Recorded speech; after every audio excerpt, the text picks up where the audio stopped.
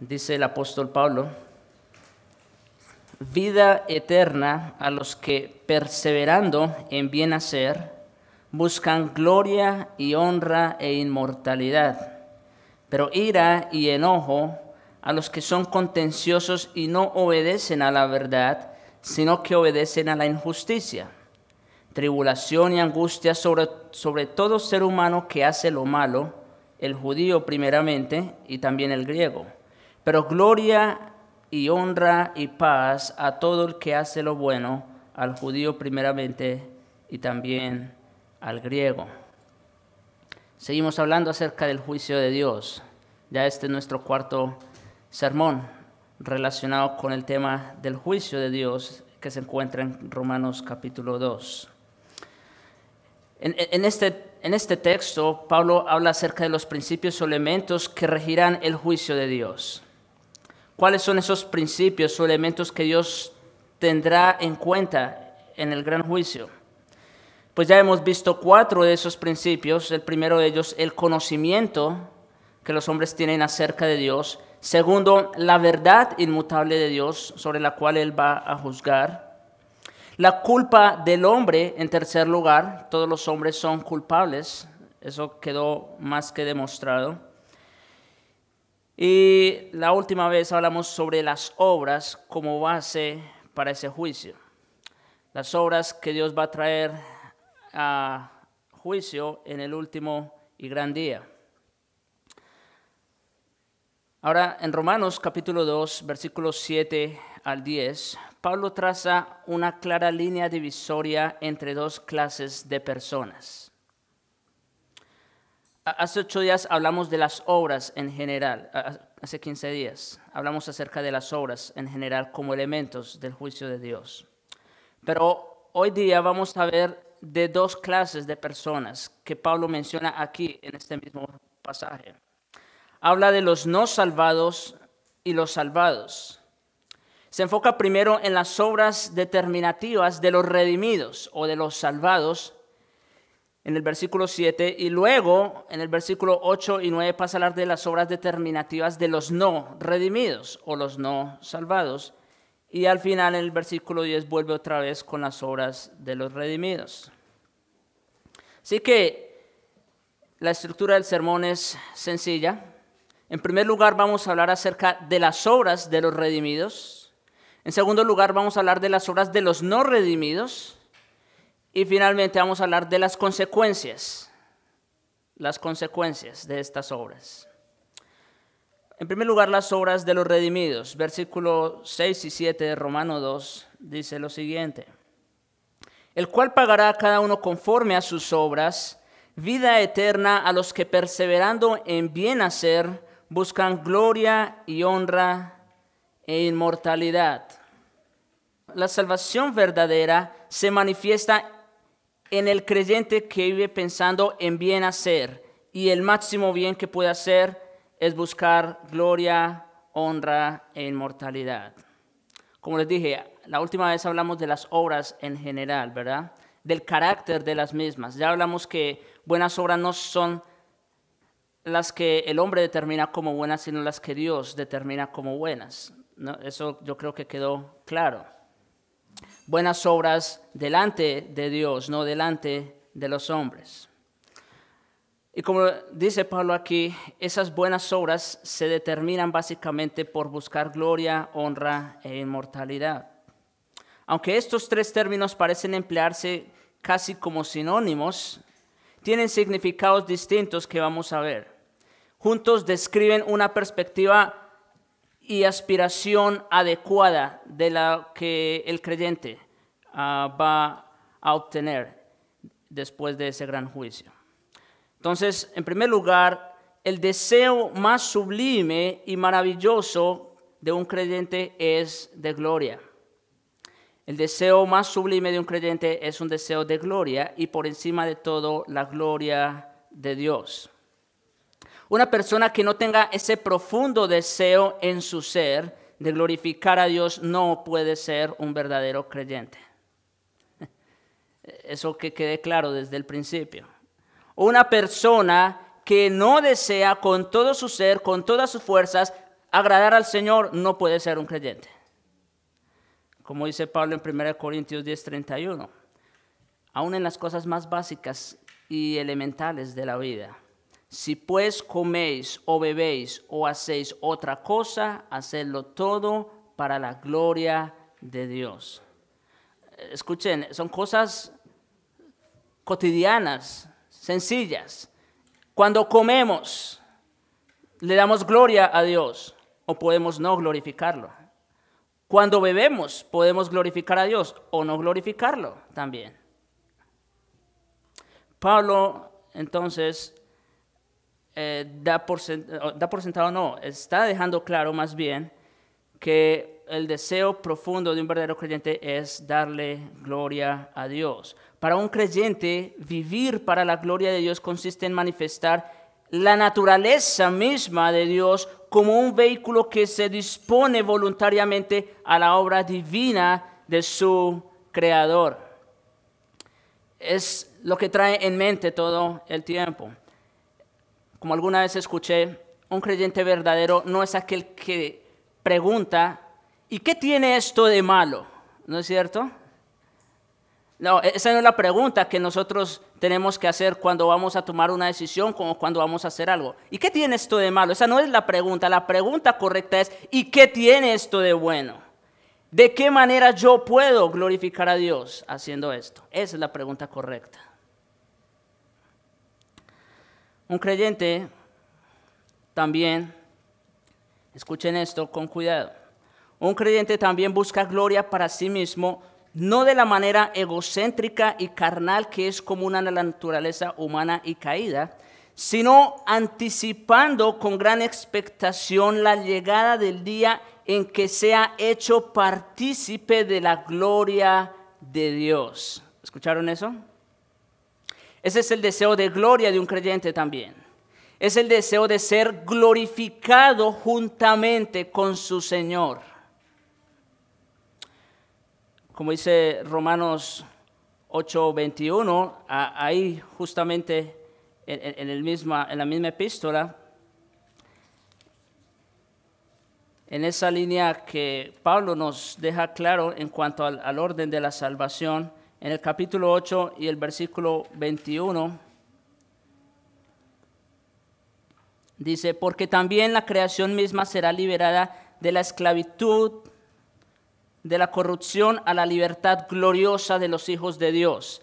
Ahí vemos por un lado que cuál es la aspiración de todo creyente. Es una aspiración de glorificación, una aspiración de gloria. Y más adelante, versículo 30 de Romanos 8, dice, y a los que predestinó, a estos también llamó, y a los que llamó, a estos también justificó, y a los que justificó, a estos también glorificó. Es más, el apóstol está dando por sentado, ahora sí podemos decirlo, el apóstol está dando por sentado que todo creyente verdadero ha de ser glorificado. Y tiene esa aspiración y ese deseo santo de ser glorificado. Segunda de Corintios capítulo 4, versículo 17. Pablo habla acerca de esa leve tribulación momentánea. Dice que produce en nosotros un cada vez más excelente y eterno peso de gloria. Cuando un creyente verdadero sufre por causa del Evangelio, por causa de Cristo, en realidad lo que hace es acumular un excelente, eterno peso de gloria. Por eso Jesús podía decir en la última de las bienaventuranzas, gozaos y alegraos. Gozaos y alegraos, porque vuestro galardón es grande. Y en Colosenses capítulo 3, versículo 4, cuando Cristo vuestra vida se manifieste, escuchen, esta es la aspiración gloriosa de todo creyente. Cuando Cristo vuestra vida se manifieste, entonces vosotros también seréis manifestados con Él en gloria. Así que, ¿cuál es la aspiración de un creyente? Sí, es una aspiración de gloria, no como la gloria que busca el mundo, sino la gloria celestial. La gloria de estar con Cristo, lo cual es mucho mejor. Buscar y procurar esa gloria divina es en realidad la búsqueda genuina de ser semejante a Jesucristo. Escuchen cómo lo dice Pablo en Filipenses capítulo 3, versículos 10 en adelante. A fin de conocerle y el poder de su resurrección y la participación de sus padecimientos, llegando a ser semejante a Él en su muerte. Escuchen de qué viene acompañada esta gloria también. Dice, al fin de ser semejante a Él en su muerte, si en alguna manera llegase a la resurrección de entre los muertos. No que haya alcanzado ya, ni que ya sea perfecto, sino que prosigo por ver si logro asir. Noten que en Pablo había una aspiración gloriosa, una aspiración celestial, para ver si logro asir aquello para lo cual fui también asido por Cristo Jesús. ¿Y qué es esa? ¿Cuál era esa aspiración de Pablo? Versículos 20 y 21. Nuestra ciudadanía está en los cielos, de donde también esperamos, ¿a quién? Al Señor, al Salvador, nuestro Señor Jesucristo, el cual transformará el cuerpo de la humillación nuestra para que sea semejante al cuerpo de la gloria suya. Wow. Aquí sí podemos decir eso. Porque en el momento que una persona cree en Cristo, se une a Cristo, ¿verdad? Eso lo vimos claramente. En el momento que una persona se bautiza, de hecho, también lo dijimos, ¿no? Está representando su unión con Cristo, en su muerte como en su resurrección. Eso es claro. Pero esa unidad con Cristo es mucho más profunda, es mucho más plena. Y esa realidad de la unión con Cristo es algo que nos va a acompañar a nosotros los creyentes. ¿Hasta cuándo? Hasta siempre, hasta la eternidad. Dice, el cual transformará, cuando venga nuestro Señor Jesucristo por segunda vez, transformará el cuerpo y la humillación nuestra para que sea semejante al cuerpo de la gloria suya. ¿O al cuerpo de quién? Pues de Cristo. Por el poder con el cual puede también sujetar a sí mismo todas las cosas.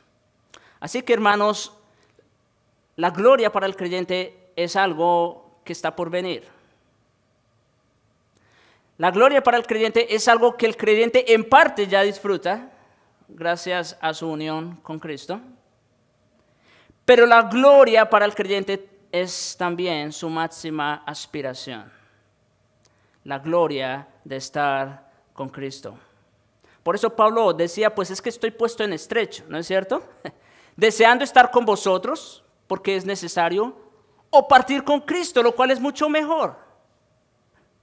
Porque Pablo sabía la gloria que le esperaba al partir de este mundo. Pablo tenía esa aspiración gloriosa de estar con el Señor Jesucristo. Entonces, ese es el enfoque, el primer enfoque de las buenas obras. Es una aspiración de gloria. Pero en segundo lugar, un creyente verdadero busca honra. Y no la clase de honores que el mundo, en la mayoría de los casos, anhela recibir otra vez, sino la honra que viene de Dios, lo cual es mucho más grande y glorioso. Las personas les gusta, les encanta, como decimos los colombianos. A las personas les encanta que los congracien, ¿no es cierto? Que les hagan halagos, que los hagan sentir bien. Eso es algo que nos gusta a todos por naturaleza.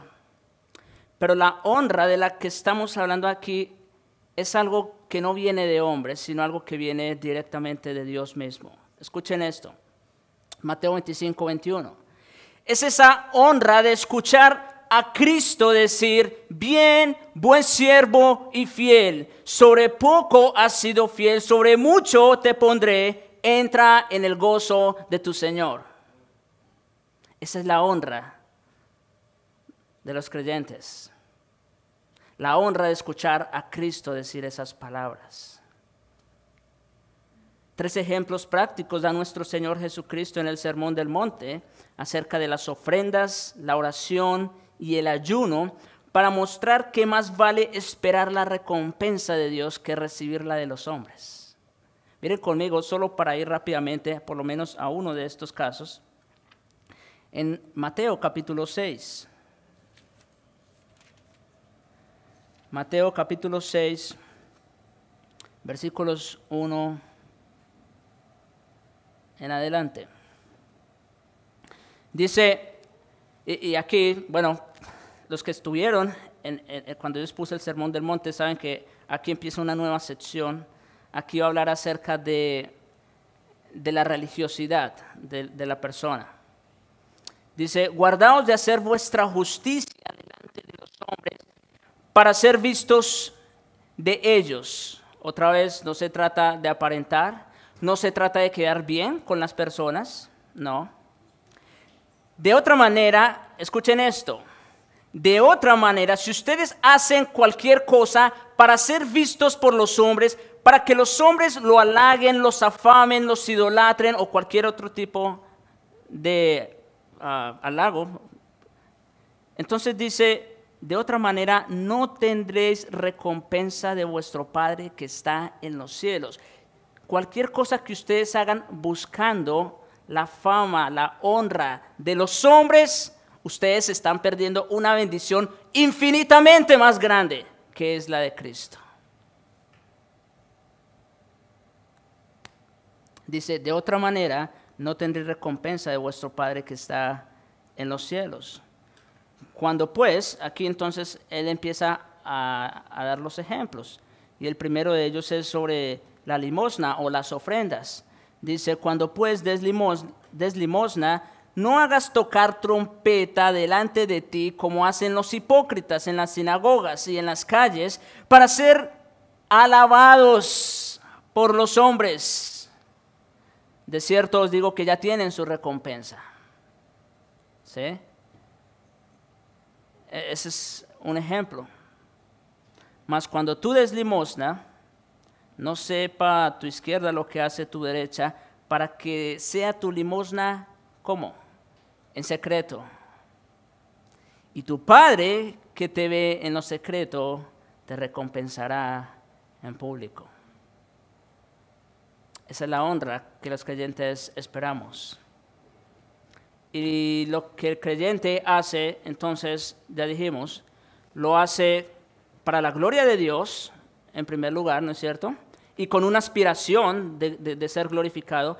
Pero en segundo lugar, el creyente lo hace todo ¿para qué? Para recibir o esperar la recompensa de su Padre que está en los cielos. En los 3 casos, en el de la limosna, en el de la oración y en el del ayuno, no vamos a verlos todos por causa del tiempo, pero en los 3 casos nuestro Señor termina con la misma frase. Eso es lo más interesante de todo. Y tu Padre que te ve en lo secreto, te recompensará en público. Esa es la honra que el verdadero creyente anhela. Pero en tercer lugar, un creyente verdadero busca inmortalidad. Entonces, busca gloria, honra e inmortalidad.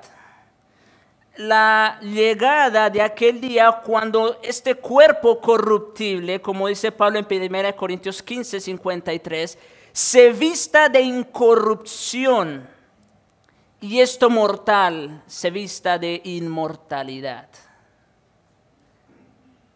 También el creyente verdadero anhela o desea en lo más profundo de su corazón ese deseo de inmortalidad. Y ya vamos a explicar qué queremos decir con esto. Pero escuchen también lo que el Señor Jesús respondió a Marta. Ustedes apenas lo escucharon en el sermón pasado. Lo que el Señor le respondió a Marta, la hermana de Lázaro, cuando éste estaba en la tumba, en Juan 15, 25 y 26. Miren, Jesús le dijo, yo soy, porque, bueno, si había algo que Marta parece que ya había entendido era que los muertos iban a resucitar, ¿no es cierto? Porque le dijo, sí, Señor, yo sé que Él va a resucitar en el día postrero, ¿verdad? Y escuchen las palabras de Cristo. Jesús le dijo, yo soy la resurrección y la vida. El que cree en mí, aunque esté muerto, vivirá. Y todo aquel que vive y cree en mí, no morirá eternamente. ¿Crees esto? Escuchen estas últimas palabras. Todo aquel que vive y cree en mí no morirá eternamente. Eso es lo opuesto a ¿qué? Pues a morir eternamente, ¿no es cierto? En otras palabras, Cristo está hablando aquí acerca de ¿qué? De la inmortalidad, de la inmortalidad. Y como les digo, vamos a ver que inmortalidad no se trata únicamente acerca de la no extinción del alma. No, eso no es inmortalidad. Inmortalidad aquí se refiere más específicamente a vida eterna. Y Cristo está hablando aquí y le está diciendo a Marta, Marta, el que cree en mí no morirá eternamente. Al contrario, el que cree en mí tiene vida eterna, porque yo soy la resurrección y la vida. Y el que cree en mí, aunque esté muerto, no importa, eso es lo de menos. Aunque esté muerto, vivirá, y vivirá eternamente. Juan afirma bellamente esa verdad básica al final de su primera epístola también, en el capítulo 5, versículo 20. Dice lo siguiente: sabemos que el Hijo de Dios ha venido y nos ha dado entendimiento para conocer al que es verdadero. Escuchen esto. Nos ha dado ¿qué? Entendimiento para conocer al que es verdadero. Y estamos en el verdadero, que es ¿quién? En su Hijo Jesucristo. Y escuchen lo que sigue. Este es el verdadero Dios y la vida eterna. Es decir, lo que Juan está diciendo, que el que tiene a Cristo tiene la vida eterna. Así que, hermanos, la vida eterna o la inmortalidad, de la que Pablo está hablando en Romanos 2, no es simplemente una cantidad de vida, aunque por definición dura para siempre. Porque incluso los no salvos también tendrán una existencia eterna, una existencia que consistirá en muerte y castigo eterno. Por eso les decía, inmortalidad no se refiere únicamente a la no existencia o a la extinción de la persona, sino que se refiere más bien a un estado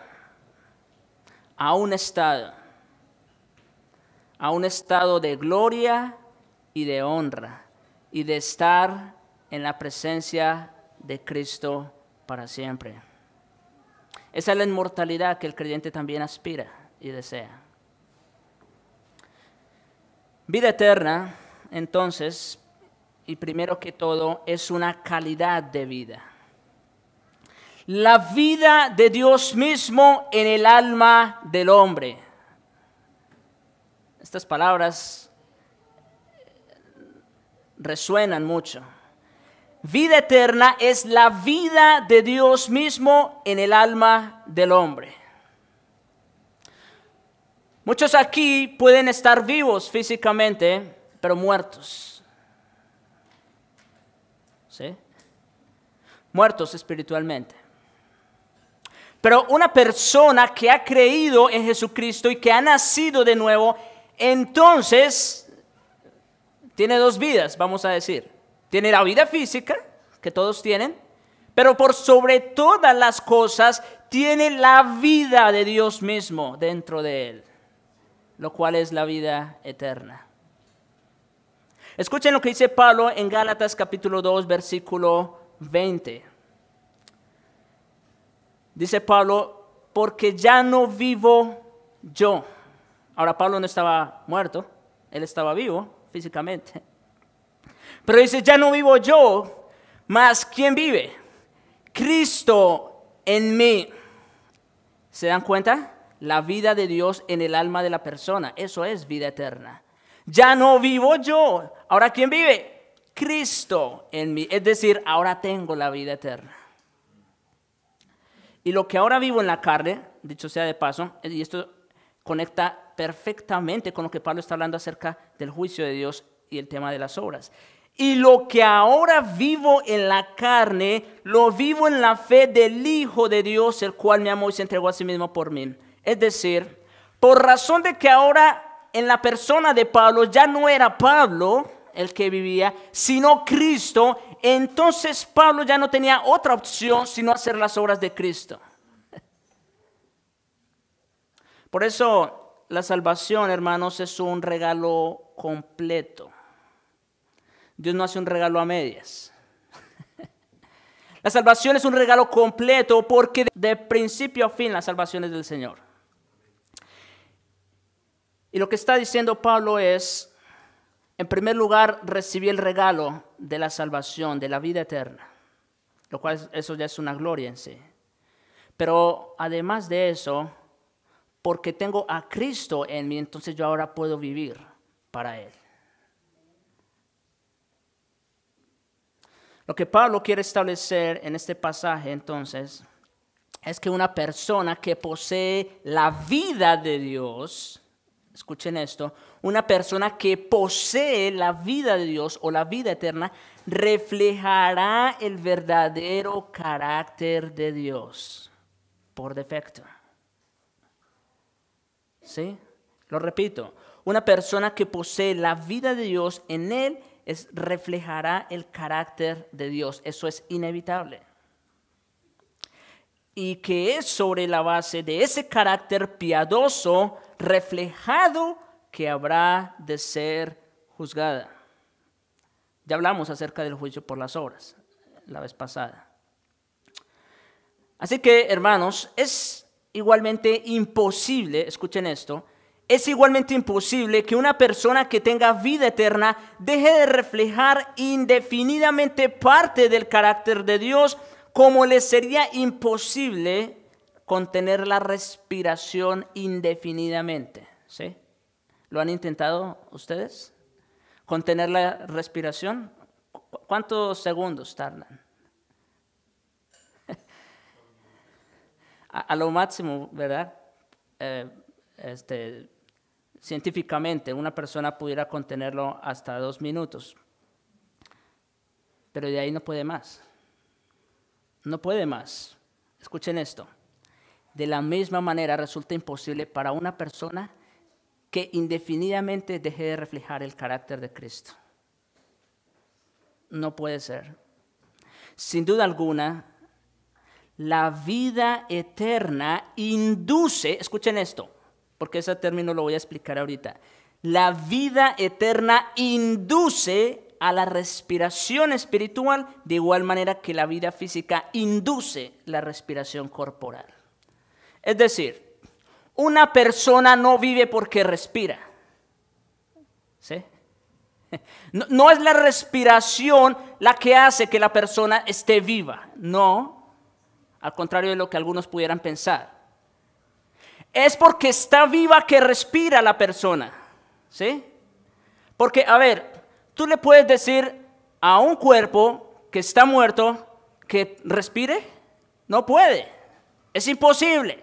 Así que una persona respira, ¿por qué? Pues porque está viva, no al contrario. De la misma manera, un verdadero creyente puede reflejar el carácter de Cristo porque está viva espiritualmente, no al contrario.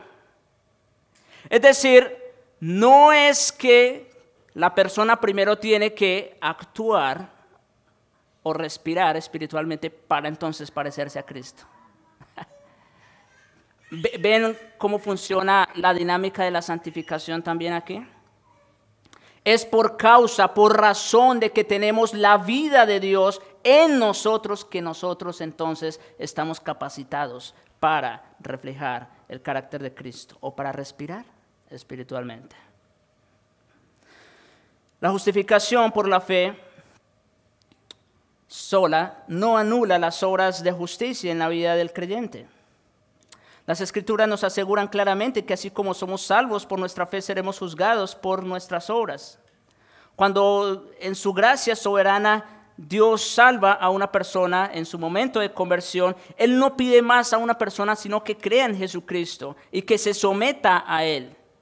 Pero a partir de ese momento el creyente también, escuchen esto, asume una responsabilidad de obediencia. Eso es algo inevitable. El creyente asume una responsabilidad de obediencia y nuestra responsabilidad nada tiene que ver con nuestra capacidad, solo para que tengamos eso claro. El hecho de que seamos responsables no quiere decir que nosotros podamos hacerlo por nosotros mismos. Pero esa responsabilidad de obediencia y su obediencia a Dios se constituye en una marca distintiva de verdadera vida espiritual. Y por eso les dije, la responsabilidad nada tiene que ver con nuestra capacidad. ¿Por qué? Porque ¿quién es el que da la capacidad para vivir de esa manera? El Espíritu mismo y la vida que nos ha dado. 2 veces nuestro Señor dice en el Sermón del Monte, en Mateo 7, versículos 16 y 20, por sus frutos los conoceréis. Por sus frutos los conoceréis. Y Santiago en el capítulo 2, versículos 17, 20 y 26, es decir, 3 veces afirma que la fe que no tiene obras es muerta en sí misma. Es decir, una persona puede presumir de fe, una persona puede decir, afirmar que ha creído en Cristo, pero a la luz de Dios, quien tiene ojos como llama de fuego que todo lo penetra y todo lo ve y que conoce lo más profundo de nuestros corazones, ¿qué es lo que Él va a ver? Las obras, el fruto. A Él no lo podemos engañar. A los hombres quizás sí. Por eso Cristo dice, no hagáis nada para recibir la alabanza de los hombres. A los hombres podemos engañarlo, a Cristo no lo podemos engañar. Y Cristo va a mirar el fruto, las obras de nuestro corazón. Por eso Santiago, como digo, afirma 3 veces, la fe que no tiene obras es muerta en sí misma. La fe en Cristo no produce libertad para pecar y hacer lo que nos plazca, sino más bien libertad del pecado y un deseo y capacidad nuevos y dados por Dios para hacer lo que le agrada a Él. Eso es lo que produce la obra de Cristo en nosotros.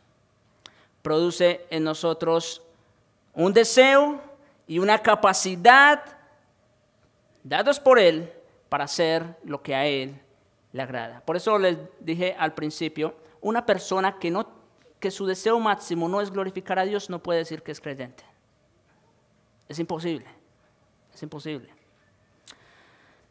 Así que ya para terminar este punto, Pablo se está enfocando en la vida eterna consumada y perfecta también, que viene después del juicio final, cuando se dé inicio al estado eterno.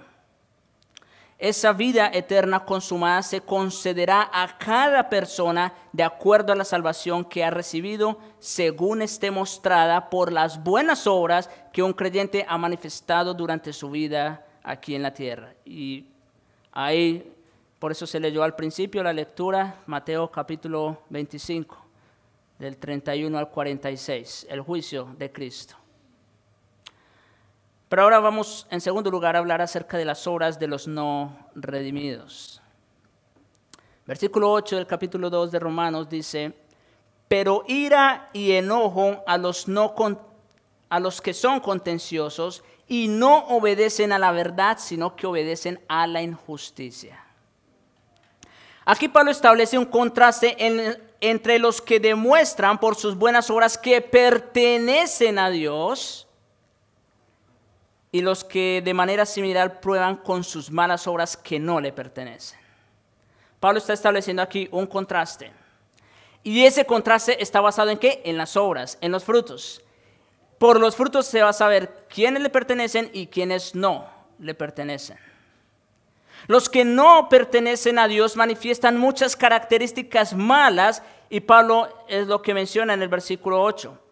Menciona al menos 3 que son generales.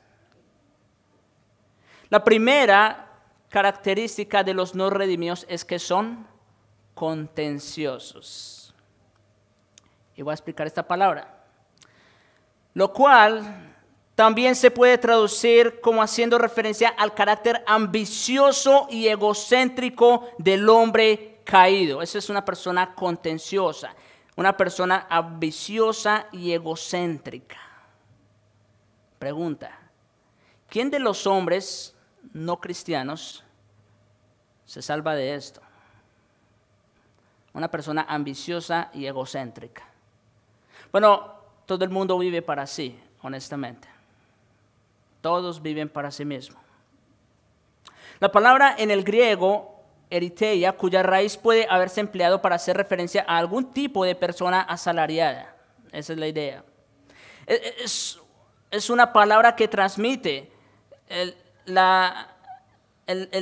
oficio de un mercenario, el cual hace su trabajo nada más por dinero. ¿Sí? Por eso se habla de una persona ambiciosa y egocéntrica, sin tener reparo o consideración alguna por las cosas que se le pueda hacer o por los daños que pueda causar a terceros. Todo lo que hace tiene el fin de servir y complacer al ego, al yo. Por eso les decía, si miramos afuera, ¿quién de las personas no vive de esa manera? Ciertamente esto se ajusta al énfasis que hace la Biblia en el hecho de que el problema básico del hombre no regenerado es que se encuentra totalmente ensimismado y no ha dejado en su vida lugar para Dios. Ese es el problema básico y real del hombre, que se ha concentrado tanto en sí mismo y en su persona que no ha dejado ningún lugar para Dios. Por eso es contencioso, volviendo al término inicial. Y me pueden decir, pues ¿cuál es la conexión? Es contencioso porque su autojusticia lo lleva a constituirse enemigo de Dios. ¿Sí se dan cuenta? El problema real del hombre es su autojusticia, su ego, su ambición. Tan ambicioso es y tan justo y tan bueno se cree que en su vida no hay lugar para Dios, y por eso, por esa misma razón, esa persona se constituye en un enemigo de Dios. Así que cuando Pablo habla aquí de contencioso, ¿se refiere a quiénes? Pues a aquellos que están en enemistad con el santo Dios. Por eso habla de contenciosos. Pero la segunda característica de los no redimidos que se manifiesta como consecuencia de esto es que no obedecen a la verdad. No solo son contenciosos con Dios, sino que no obedecen a la verdad. La persona que procura su propio beneficio por encima de todo lo demás, naturalmente se resiste a cualquier influencia en otra dirección, incluyendo a la de Dios, que le señala el camino de la verdad. Una persona ensimismada no tiene ojos para ver más allá. No tiene, por supuesto, oídos para escuchar el camino de la verdad. La desobediencia a la verdad es un sinónimo de rebelión. ¿Sí? Rebelión, lo cual está en el meollo de lo que es la naturaleza humana caída. Los no redimidos son rebeldes por naturaleza y ellos mismos se han constituido en enemigos de Dios. Entonces, los no redimidos ya hemos visto dos características.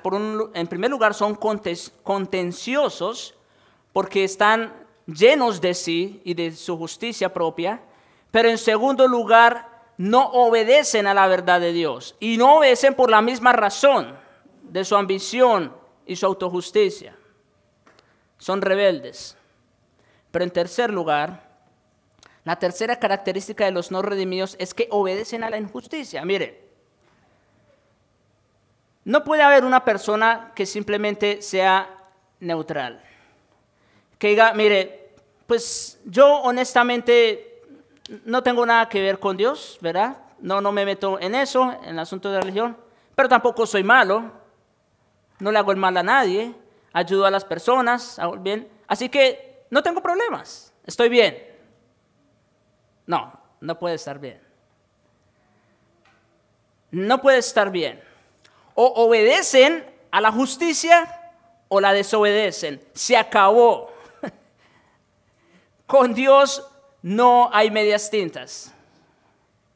Obedecen o desobedecen. Y si no obedecen a la verdad, entonces por lo tanto son unos desobedientes. Obedecen a la injusticia. Ninguna persona vive en absoluto en un vacío moral espiritual. Cada ser humano es piadoso o impío, justo o injusto. No hay de otra. Jesús declaró de una forma categórica lo siguiente en Mateo 6:24. Ninguno puede servir a dos señores. Eso es imposible. Tú no puedes quedar bien con Dios y con el diablo. O eres hijo de Dios o hijo del diablo, Cristo lo dijo. Ninguno puede servir a dos señores porque aborrecerá al uno y amará al otro, o estimará al uno y menospreciará al otro. Así de sencillo. A partir de esto, se puede deducir que no existe un hombre que no sirva a un señor. Y solo hay dos señores, ya sabemos quiénes son. Solo hay dos señores. ¿Es Dios o es el diablo? Porque cualquier otra cosa, escuchen esto, Dios es tan exclusivo, ¿sí? Permítame la palabra, Dios es tan exclusivo que cualquier otra cosa a la que tú quieras servir o a la que tú te quieras someter, cualquier otra cosa, eso corresponde al reino de las tinieblas, al reino de Satanás. No hay de otra. Cuando el hombre no sirve a Dios, sino a todos los demás señores, le conducen a pecar. Servir a Dios significa obedecer la voluntad de Dios. Servir a otro señor significa obedecer al pecado. Y en última instancia, al enemigo. Escuchen esto. El camino al infierno se define aquí de manera muy simple como el espíritu de antagonismo en contra del señorío de Jesucristo. Una persona que no quiere someterse libre y voluntariamente al señorío de Jesucristo es una persona antagonista y que está en camino al infierno.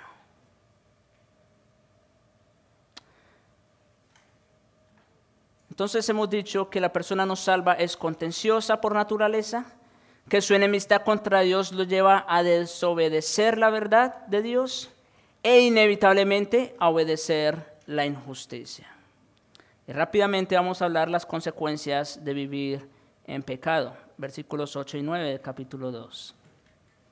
Dice: pero ira y enojo a los que son contenciosos y no obedecen a la verdad, sino que obedecen a la injusticia.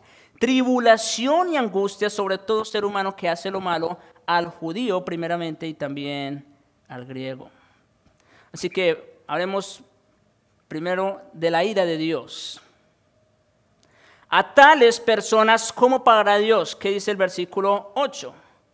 Ira y enojo. Ira y enojo.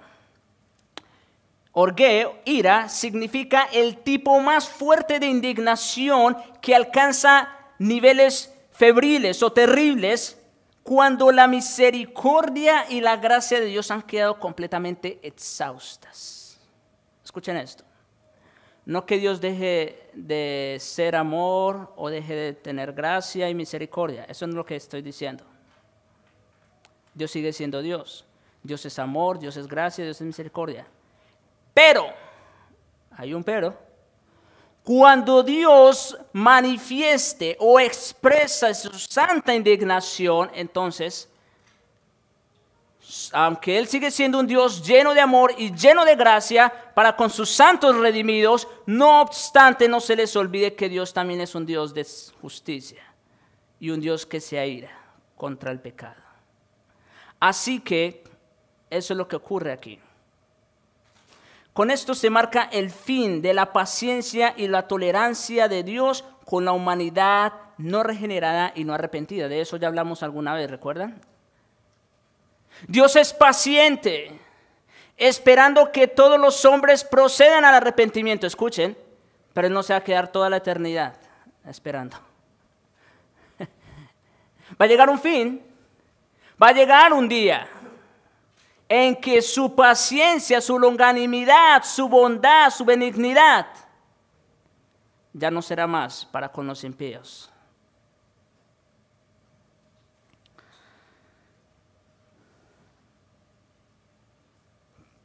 Todo esto marca, como digo, el fin de la paciencia y la tolerancia de Dios con la humanidad no regenerada.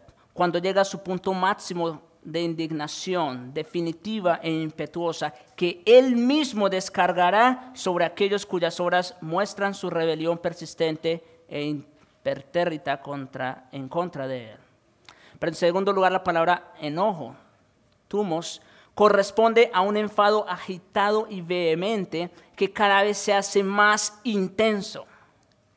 El significado de la raíz tiene que ver con moverse rápidamente y se usaba para hacer referencia a la respiración violenta de un hombre cuando estaba persiguiendo furiosamente a su enemigo. Si han visto las películas, ¿no? Cuando están en una guerra y cómo se escucha la respiración de agitar. Ese es el término que está usando Pablo aquí para hablar acerca del enojo. Es ese término, esa expresión. Es empleada por el escritor de los Hebreos para describir la cólera del faraón en contra de Moisés, cuando Moisés tiene que salir de Egipto. Y en Hebreos 11 nos dice que Moisés no tuvo miedo de la ira del rey. Y ese término que se utiliza allí es ese término cólera o enojo. O es la misma palabra que se utilizó para describir a los judíos de la sinagoga de Nazaret que quisieron arrojar a Jesús por un despeñadero. En Lucas 4, versículos 28 al 29. No vamos a ir ya a esos textos porque el tiempo se me va, pero se trata de un enojo, de un momento apasionado, de ira. Ahora, escuchen esto. La ira de Dios es de Dios. Es decir, Dios controla su ira. Él no es controlado por la ira. ¿Se entiende? La ira de Dios es controlada por Él mismo. Pero escuchen esto.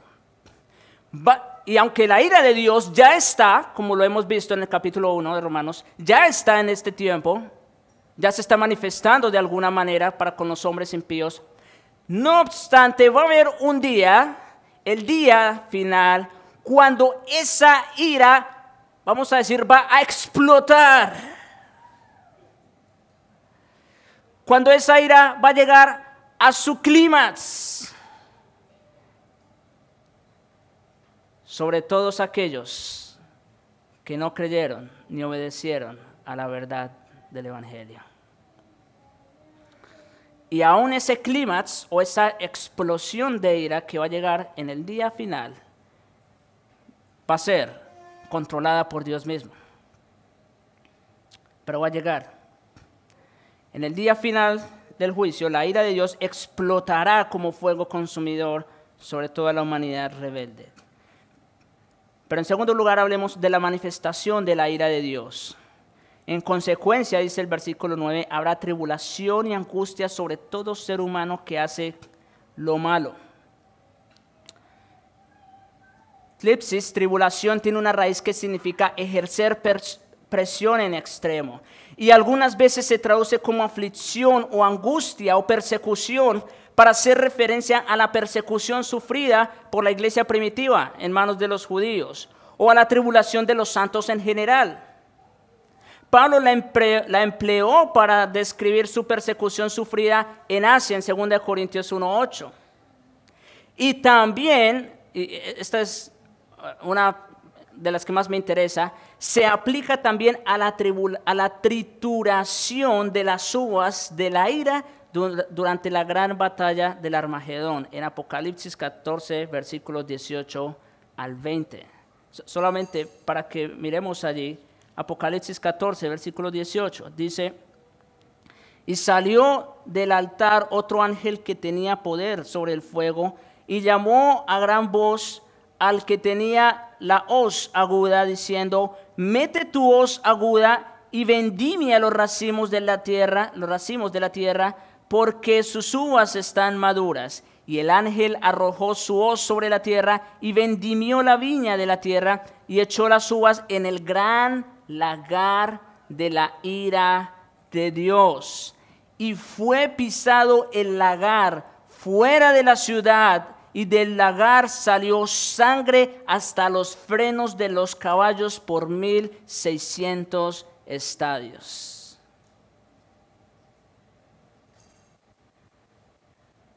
Es una gran explosión de ira, ¿no les parece?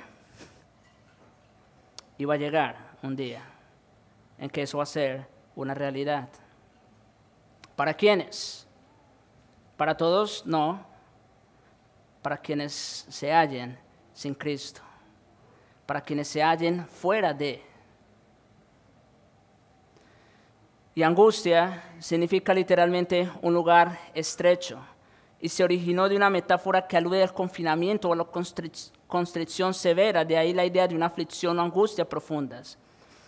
Además de la pena capital, el confinamiento solitario ha sido considerado por mucho tiempo como la peor forma de castigo, ya que consiste en el aislamiento absoluto y solitario de un prisionero que de por sí ya es estrictamente confinado. No tiene absolutamente comunicación con nadie. Eso es angustia o estrechez.